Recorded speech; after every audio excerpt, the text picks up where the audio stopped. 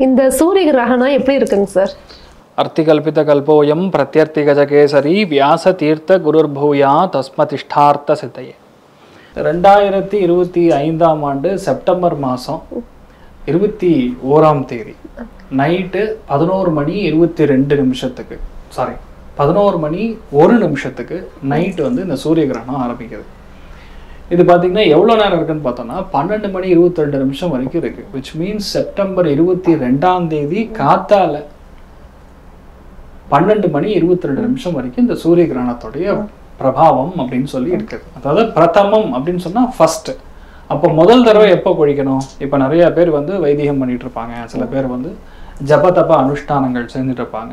அந்த மாதிரி பார்க்குறச்சு நைட்டு 11 மணி 1 நிமிஷத்துக்கு இந்த சூரிய கிரகணம் ஆரம்பிக்குதுன்னா 11 மணிக்கு குளிச்சுட்டு அவங்க ஜபத்தை ஆரம்பிக்கலாம். நைட் ஜபம் பண்ணணும். பேசிக்கலா இந்த சூரிய கிரகணம் அப்படிங்கிறது என்ன விஷயம்னா, சூரிய கிரகணத்துல பொதுவாகவே இந்த தெய்வத்துக்கு பலம் கிடையாது. அதனால என்ன நிறைய பேர் வந்து இந்த நைட் டைம் வந்து நீங்க பாத்தீங்கன்னா கோவில் வந்து க்ளோஸ் பண்ணிருப்பாங்க. ஆனா ஜபத்துக்கு பயங்கரமான வேல்யூ. என்ன வேல்யூனா, ஒரு தடவை நீங்க ஜபம் பண்ணீங்கன்னா 100 டைம்ஸ் அதோட வேல்யூ. ஒரு தடவை க்ளீம் கிருஷ்ணாய நமஹா அப்படின்னு சொன்னீங்கன்னா 100 டைம்ஸ் சொல்லியிருக்கக்கூடிய அளவுக்கு அதோடைய புண்ணியம் கிடைக்கும். அதனால ஃபர்ஸ்ட் டைம் குளிக்கிறச்சு 11 o'clock, அதுக்கப்புறம் பார்த்தீங்கன்னா 11:40க்கு ஒரு தடவை குளிக்கணும். ஏன்னா மத்தியானம் சென்டரில் குளிக்கணும். அதுக்கப்புறம் லாஸ்ட் மறுபடியும் எப்போ கிரகணம் ஓடுதுன்னு பார்த்தீங்கன்னா 12:22.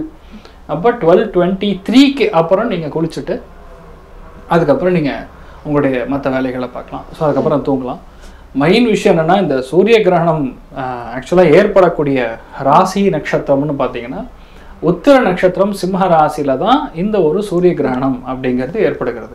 ஸோ சூரிய கிரகணம் என்ன நடக்குதுன்னா, சூரியனும் கேத்துவும் இணையக்கூடிய ஒரு சங்கரம். இப்போ பார்த்தீங்கன்னா ரீசெண்டாக நம்ம சந்திர கிரகணத்தை நம்ம பார்த்துருந்தோம். சந்திர கிரகணத்தில் சந்திரன் ராகு இணைகிறது. இப்போ பார்த்தீங்கன்னா சூரியன் கேத்து வந்து பேசிக்கலாக இணைகிறது.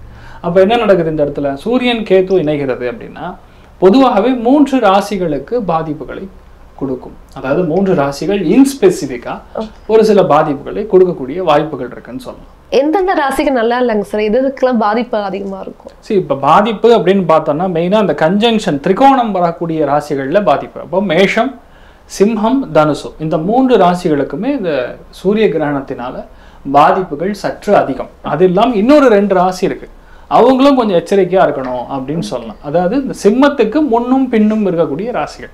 அப்படி பார்க்கும் பொழுது கடகமும் கொஞ்சம் பிரச்சனைக்கு உட்படக்கூடிய வாய்ப்புகள் இருக்கு, கன்னியும் கொஞ்சம் பிரச்சனைக்கு உட்படக்கூடிய வாய்ப்புகள். அப்ப டோட்டலா 5 ராசிகளுக்கு இந்த பாதிப்புகள் இருக்குமா?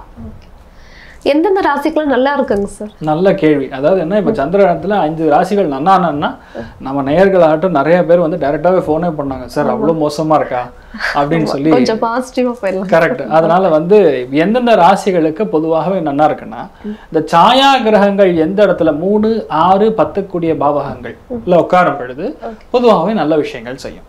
அப்படி பார்க்கும் பொழுது மிதுன ராசி அல்லது மிதுன லக்னம் சார்ந்த நபர்களுக்கு பல பிரச்சனைகள் வந்து ஓயக்கூடிய, it's going to be full stop வைக்கக்கூடிய ஸ்தானங்கள்ல மிதுனத்துக்கு இருக்கப்படுது. அதுக்கப்புறம் பார்த்தோம் அப்படின்னா மீனத்துக்கு அமேசிங் டைம் பீரியட். பொதுவாக மீனத்துக்கு சனி வந்து வக்கரமா ஜென்மத்திலே உட்கார்ந்துருக்கு, பல பிரச்சனைகள் ஆடி பார்த்துட்டு இருக்காங்க. ஆனால் இப்போ மீனம் வந்து உங்களுக்கு இந்த சூரிய கிரகணத்துலேருந்து ஒரு 40 டேஸ்க்கு அப்புறம் 40 டேஸ்க்குள்ள நிறைய நல்ல விஷயங்கள் நடக்கும். அதே மாதிரி பார்த்தீங்கன்னா விருச்சிகத்துக்கும் சூப்பர் டைம் பீரியட் அப்படிங்கிறது ஒரு சந்தோஷமான ஒரு நற்செய்தி. அப்போ 3 ராசிகளுக்கு உண்மையாகவே இந்த சூரிய கிரகணத்துக்கு அப்புறம் ஒரு 40 டேஸ்ல நிறைய நல்ல விஷயங்கள் கண்டிப்பா நடக்குமா? சரி, 12 ராசிகளுக்கான பலன்களை பார்த்துடலாம். கண்டிப்பா.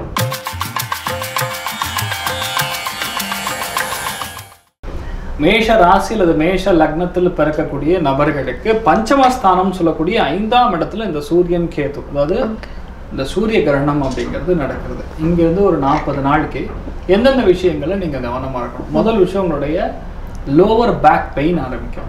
அதாவது சூரியன் கேது சேர்ந்துன்னா உடம்புல முதுகில் கால்சியம் டெபிசிட் ஏற்படும். அதாவது கால்சியம் உடம்புல பத்தாது. அதனால என்னன்னா சின்னதாக பெண்ட் பண்ணாலும் வலிக்கும். 1. 2வது, வீட்டில் பசங்க இருக்காங்க, ஆண் குழந்தைகள் இருக்காங்கன்னா அவங்க ஹெல்த் கொஞ்சம் பார்த்துக்கணும். கேது அப்படிங்கிறது ஏதோ விதமான சின்னதாக ஒரு மெடிசன் ட்ரீட்மெண்ட் பண்ணுற மாதிரி வரும், இல்லை சின்ன ஒரு சர்ஜரி பண்ணுற மாதிரி கூட வரலாம். ஒரு சில பேருடைய வீட்டில் பெரியவங்களில் மெயினாக அப்பாவுக்கு கொஞ்சம் ஹெல்த் இஷ்யூ வரலாம். இல்லைன்னா உங்களுக்கு நோய் எதிர்ப்பு சக்தி ரொம்ப கம்மியாகிறதுனால ஒரு ஜுவரம் இல்லை காய்ச்சல் மாதிரி விஷயங்கள் வரலாம். அதனால மேஷத்துல பிறந்தவங்க ரொம்ப முக்கியமா பஞ்சமஸ்தானத்துல ரொம்ப கவனமா இருக்கணும். பஞ்சமஸ்தானம்னா வெறும் இது மட்டும் கிடையாது, ஹஸ்பண்ட் அண்ட் ஒய்ஃப்குள்ள இருக்கக்கூடிய அந்யோன்யத்தையும் கெடுக்கும். அப்போ ஒரு 40 நாளைக்கு பெரியவங்களை வந்து நம்ம உள்ள உங்க ஃபேமிலிக்குள்ள நடக்கக்கூடிய சின்ன சின்ன டிஸ்பியூட்ஸை பெருசாக்காம அவங்கள உள்ள விடாம இருந்தீங்கன்னா உங்க ஃபேமிலி நல்லா இருக்கும். ஸோ மேஷத்தை பொறுத்த வரைக்கும் இந்த மாதிரி பாதிப்புகள்லாம் பொதுவா வரக்கான சான்சஸ் இருக்கு. இதுல என்னன்னா இந்த டைம் பீரியட்ல கடன்லாம் அடையுமான்னா ஒரு சில டைம்ல, அதாவது 40% வந்து மேஷத்துக்கு கடன் அடையும். எப்படிப்பட்ட கவர்மெண்ட் பேங்க்ல வாங்கி இருக்கக்கூடிய கடனா இருந்தா அடையும். இப்போ கவர்மெண்ட் கூட்டுறவு சொசைட்டில ஒரு லோன் வாங்கியிருக்கீங்க அப்படின்னா அவங்களுக்கு கண்டிப்பா கடன் அடையக்கூடிய பிராப்தம் இருக்கு. ஒரு பெரிய பிரச்சனை ஓடிட்டு இருக்கு, கவர்மெண்ட் சம்பந்தப்பட்ட ஒரு கேஸ் ஓடிட்டு இருக்கு அப்படிங்கிற பட்சத்துல ஏதோ ஒரு ரீதியில ஒருத்தர் சென்டர்ல உட்காந்து அந்த பஞ்சாயத்து பண்ணி அந்த ப்ராப்ளத்தை சால்வ் பண்ணக்கூடிய ஒரு ஸ்தானம் கண்டிப்பா கிடைக்கலாம். ஸோ மேஷத்தை பொறுத்த வரைக்கும் ஒரு 80% வந்து கவனமா இருக்கணும். பேலன்ஸ் 20% வந்து கிட்டத்தட்ட நல்லா இருக்கு அப்படின்னு சொல்லக்கூடிய நிலைமைகள்ல தான் மேஷத்தை பொறுத்த வரைக்கும் இருக்குமா. இதுல மெயினா யார் பார்த்துக்கணும்னா வீட்டில் இருக்கக்கூடிய பெரியவங்க. அப்பா அப்படின்னு சொல்லக்கூடிய வார்த்தைக்கான அர்த்தம் வீட்டில் இருக்கக்கூடிய பெரியவங்க. ஸோ அவங்க பார்த்துக்கணும். அதே மாதிரி சூரியன் அப்படிங்கிறது பிதுர்காரகன் அப்படின்னு சொல்லுவோம்.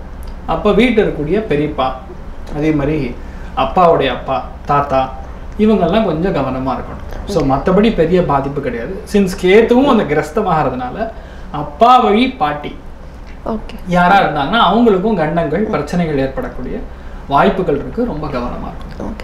சார் இதுக்கான வழிபாடுகள் என்னங்க சார்? சூப்பர். இதுல மெயின் விஷயமே வந்து சிவபெருமானுக்கு நம்ம செய்யக்கூடிய அர்ச்சனை ஆராதனைகள். அடுத்த நாள் காலையில் செப்டம்பர் 22ஆம் தேதி காத்தால உங்க பேர்ல ஒரு அர்ச்சனை, ஒரு அபிஷேகத்தை கொடுத்துட்டீங்கன்னா கூட பரவாயில்ல. அதே மாதிரி நான் உங்களுக்கு சொன்ன மாதிரி காப்பர்ல கொஞ்சோண்டு கோதுமை அதை போட்டுட்டு நம்ம அந்த 11 ரூபா காணிக்கையை தானம் பண்ணா போறோம் தட்சிண ரூபத்துல. கண்டிப்பா உங்களுக்கு ஒரு தோஷம் அப்படிங்கிறது நிவர்த்தி ஆகும். எல்லாத்துக்குமே ஒரு சொல்யூஷன் இருக்கு. ஜோதிஷம் அப்படின்னு சொன்னா வித் சொல்யூஷன் தான், ப்ராப்ளம்ஸ் மட்டும் இருக்கிறதுன்னு அர்த்தம் கிடையாது. அதனால கண்டிப்பா நீங்க நல்லா இருப்பீங்க, தெரியுமா. சர்வே ஜனா சுகினோ பவந்து, சமஸ்த சன்மங்களாணி பவந்த்ரோணு கொண்டு வந்து ததாஸ்து. நன்றி, வணக்கம்.